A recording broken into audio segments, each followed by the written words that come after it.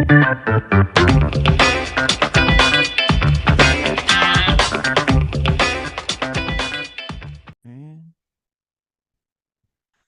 right, welcome back to another episode of the Real Estate Investing Club. It is a sunny Seattle day. You wouldn't imagine it. We're getting sun over here, which means good things for the summer. So I hope you guys are doing well wherever you're at. Today we have Chris Prefontaine with us from Smart Real Estate Coach. Chris has experience all across the board, from constructing new homes to commercial to residential. You name it, Chris has done it. He has a lot of experience to go into, so I am super excited to have him here. Chris, thanks for hopping on the show. Yeah, pleasure to be here, Gabe. I really appreciate you having me. I can't wait to dive in, see if we can drop some nuggets. Absolutely. I told you before we got on here, we like stories. We like to hear how people got where they are. So why don't we take us back to the beginning of your story? How'd you get in real estate? Well, you and I, it's been 32 years this year, so we're going to keep it brief. I started in 91, literally.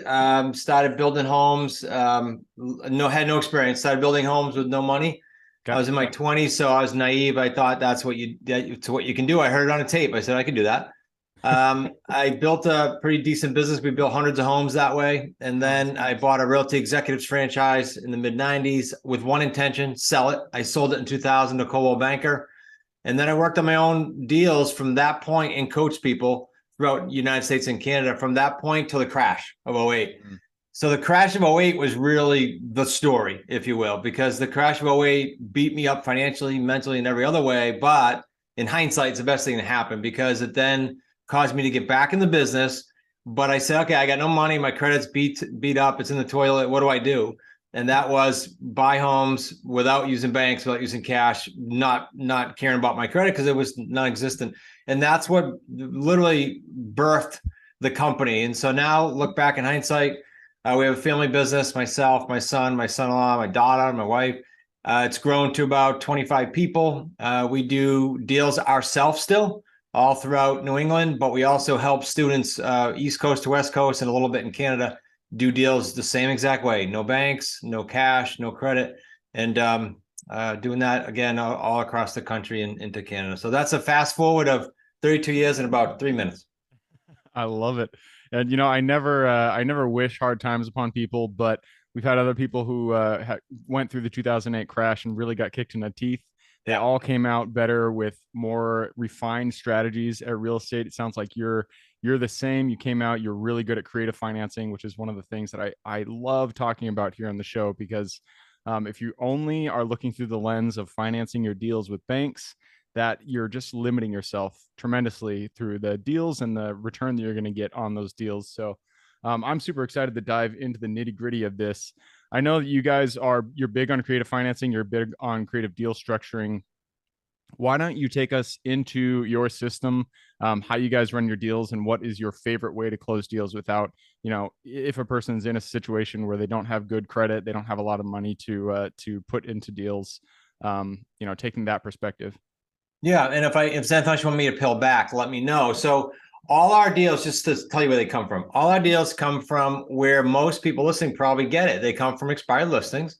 They come from for sale by owner, for rent by owner. Now we have niched lists after that, but those are the basic lead sources when someone's brand new.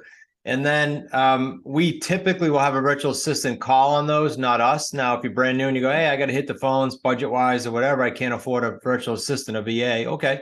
But that's what we usually do. And that's what we teach all across the country. Now, favorite deal by far, we buy things three ways. We buy things lease purchase, owner financing, and subject to existing financing. By far, my preference is to own. So that would be owner financing or subject to existing financing.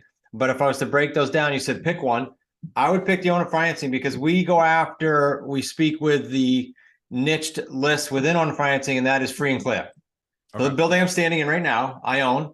Even though we teach mostly single family to students to keep them laser focused, this building was bought because it was free and clear. We knew that.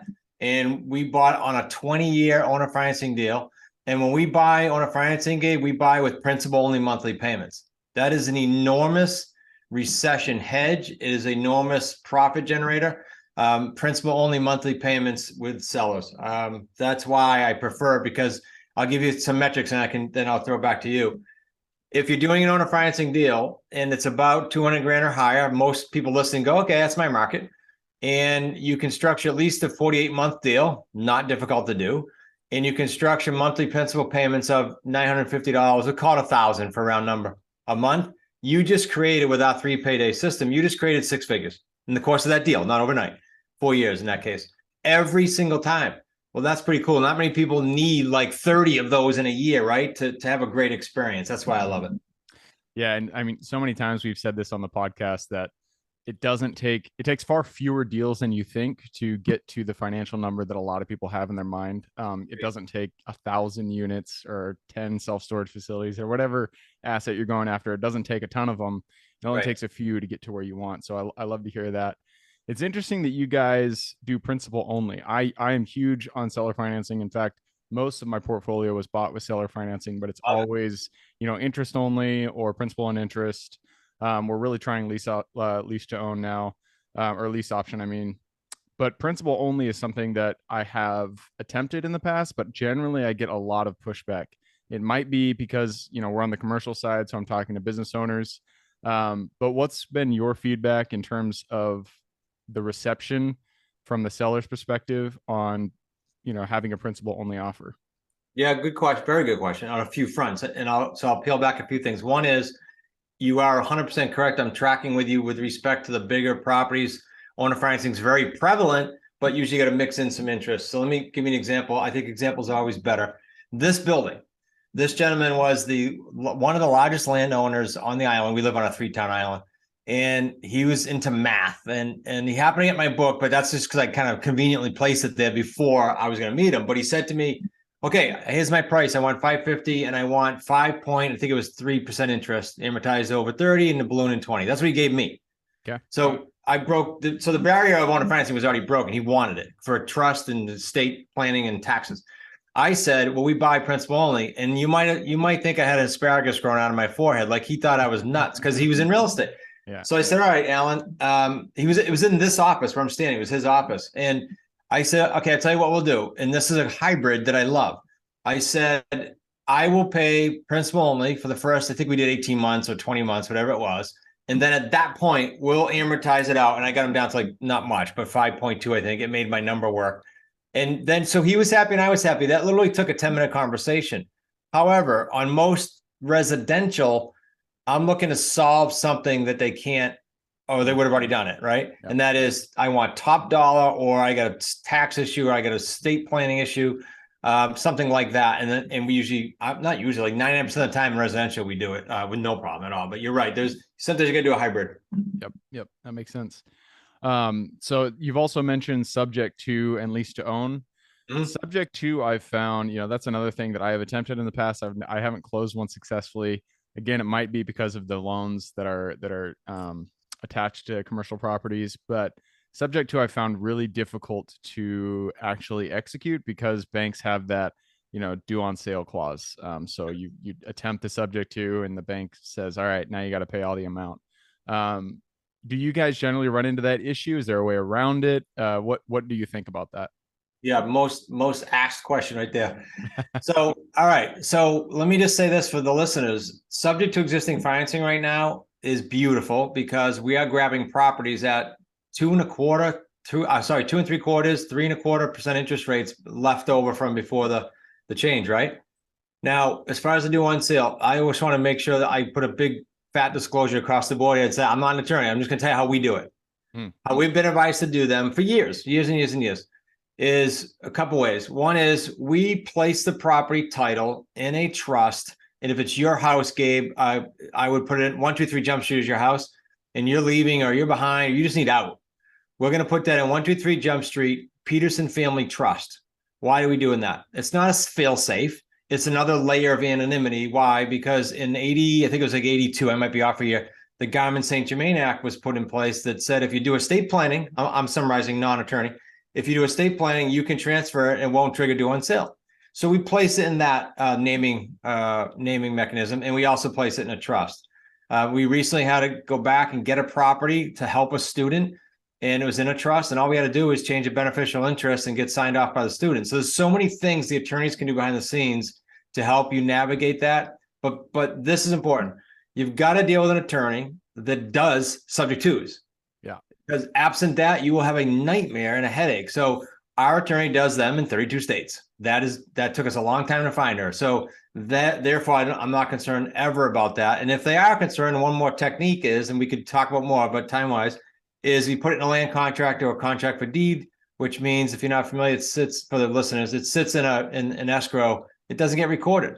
And so there's ways around that too. There's a student in PA that his attorney said to him, "Hey, Don, there's a bunch of foreclosures going on. They must have been going on a rampage in that little town."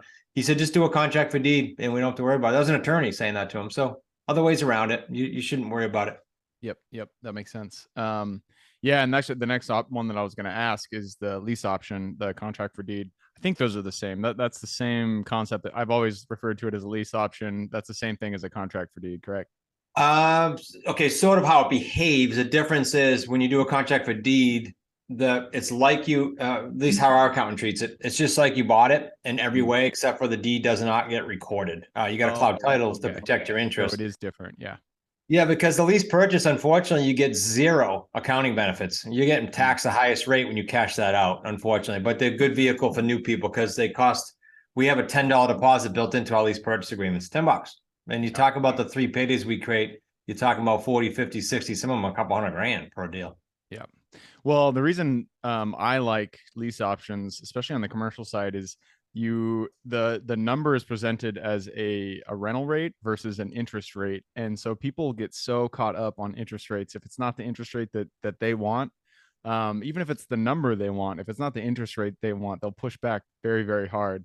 And so if I can present that in a different form in a rental rate, so this, the rental rate is $15,000 a month or whatever it is versus a 5% interest on the principal, people will be more receptive to that. And so that's the reason that I've kind of been looking at lease options more. Although problem with that is you don't actually own the property, you're leasing it, and so pluses and minuses. But I like that you guys have so many tools in your tool belt. You're really getting it done. Is your focus right now is mostly on single family, correct? Do you do commercial? We do. So this is good because I call it from stage, but let me just say from a teaching platform, right? We do mostly single family because I know from history that if I go up there and go do this and do this multi and do this mixture, like it's too many shiny objects. Yeah. So we say do this, and as you get leads and things come in, you will run into others. Tell us, and we'll show you how to do them. Or after you get your base laid, maybe it's 3 years. Okay, let's use the same concept you just learned. You learned a skill set that you have for life. Let's take that now to a different asset class. It's okay. If you read, what was the book I read recently about the Vanderbilts? Because I'm here in Newport, Rhode Island. It talked about them buying and selling real estate, Gabe, in New York in the 1600s, owner financing, and they called it master lease purchase. Imagine that, before banking. So this is not new. You just got to get good at one thing and don't get shiny object syndrome, and then you can delve. Yeah, that is, I mean, even for me, that was a really hard thing is when you get into real estate, there's so many ways to do it. There's so many asset classes and strategies and yada, yada, yada. And so if you want to do them all, you're never going to get anything done. So you got to choose one thing, go for it as hard as you can, and eventually you'll get some traction. I'm looking at the clock. We are running it down. So I'm going to ask a few last questions. I love to talk about marketing because every deal starts with finding the deal. And so what is your guys' most effective way of finding good deals in today's market? It is the phone, believe it or not. We don't spend money, frankly, because I didn't have any at the time. But we just work the phones with the virtual assistants, and that way the cream rises to the top when we call them. And it's still to this day is our preferred method. Yep, that makes sense. And then last question about today's market. We're in not a bad time, but just a time when there's a lot of uncertainty about what the market's going to do. Is it going to go up? Is it going to go down? Is commercial going to crash, or single family is going to, go through the roof? Who knows? Everybody has their own ideas. So what is your interpretation of the next 2 years I guess you can talk on single family because that's your bread and butter. Well, I can say this generally speaking to help everyone. The billionaires don't know, so don't let anyone tell you, yep, this is where the market's going. If Gabe and I knew that, we wouldn't be on the show together. We'd be somewhere else on the beach maybe. But here's what I think. Here's what I know in my niche. Creative real estate, any asset class, creative real estate has never been in such high demand than it is right now. And I don't see it stopping for the next ensuing years because of the banks and all the headaches that are going on. When chaos and uncertainty hits like it is now, and it hit the beginning of COVID too, that's when creative real estate gets another notch up.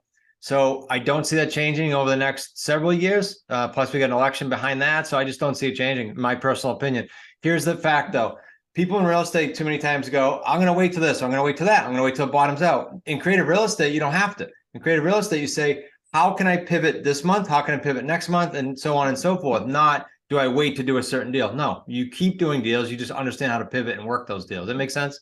Yeah, yeah, absolutely. No, I love that perspective. There's an up market, there's a down market, but you can always find good deals. That's what I Yeah. like to say is there's a good deal in every market. So just keep putting putting one foot in front of the other, keep looking for good deals. Eventually you're gonna find one.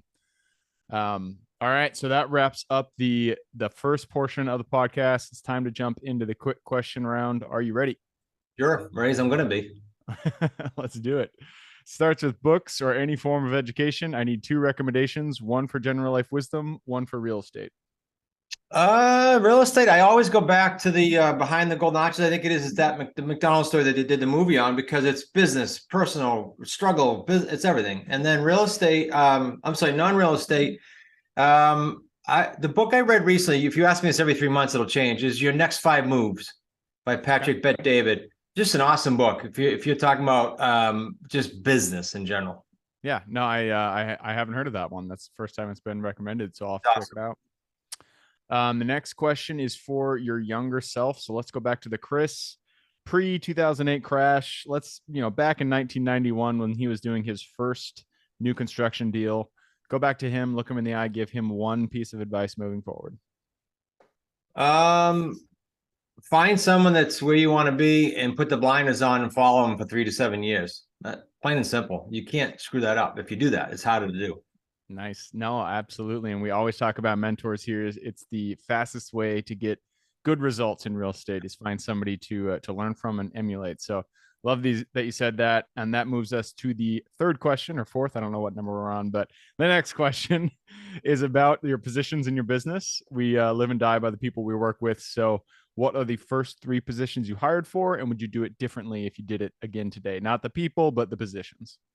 Interesting. Okay, so EA, executive assistant was my first. Second was in our world. Second was a buyer specialist, happened to be my son.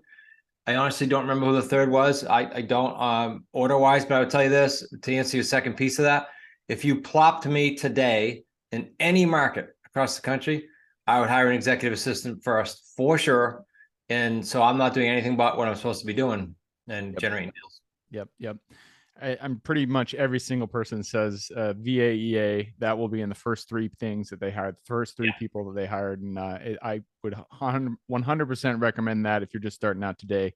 Get somebody, go to Upwork, go to Fiverr, go anywhere that you can get VAs. Find somebody that's reliable and just have them by your side because they're going to help you out a lot. Moves us to the next question. This is about the US. It's a big place, a lot of square miles out there, a lot of opportunities. So give me one metro you're most excited about investing in today. All right, this is probably not going to be the answer you want. We just like the market issue. We don't go by market. I go by where you are, and I can show you how to do that within 50-mile radius of where you live. Other niches you have to, and as you don't. So it's wherever the heck you are. I'll show you how to do it. All right, so your backyard is your favorite metro. I like it. Yeah. Next question is about mentors. You already mentioned this, but none of us are islands. We all stand on the shoulders of giants. So, who is one mentor who's contributed significantly to your career today? I got so many. I'm going to tell you more personal. My father, because before real estate, I grew up in a family business that wasn't real estate, and I literally would look forward to going in his office, and I don't know what I'd call it. We call it a pep talk, whatever you want, but it just realigned me. And so, yeah, that was early on. Yeah, parental figures are the first mentors all of us have. So, I love that. The next one is about your strengths. We all have gifts that we give this world. So, what is your unique gift? I like doing deals, Gabe. It's funny. About 9 months ago, we pivoted in the company, and my son-in-law took on more of the building and the team and all that. And I said, "Look, I just want to work with our best students and do deals." That's what started the company, and so I'm back to my roots. And he's growing it, and I just want to keep doing deals because that's what puts money in people's pocket. Deal making. I love it. That leads us to the very last question. This is for the listeners. You've given us a lot to think about, and I'm sure people want to reach out, get in contact with you. I believe you said you had something to offer. So, what is it that you're offering, and then where can they reach out and get in contact? Yeah, so we'll send, similar to what we sent you, we'll send all your listeners privately a free book. You probably get a couple other goodies in there, but I'm talking about an actual hardcover book, our best-selling book, Real Estate on Your Terms and Deal Structure Over Time. And that will not be one of those offers, Gabe, where you go free book and then you got to put in a credit card for shipping. Free, nothing. You won't put in anything in. We'll ship it out to you. Just go to Wicked Smart Books, wickedsmartbooks.com/Gabe. So we know it came from the show, and we can respect that and get those out to you guys. All right. That is wickedsmartbooks.com/Gabe, Gabe.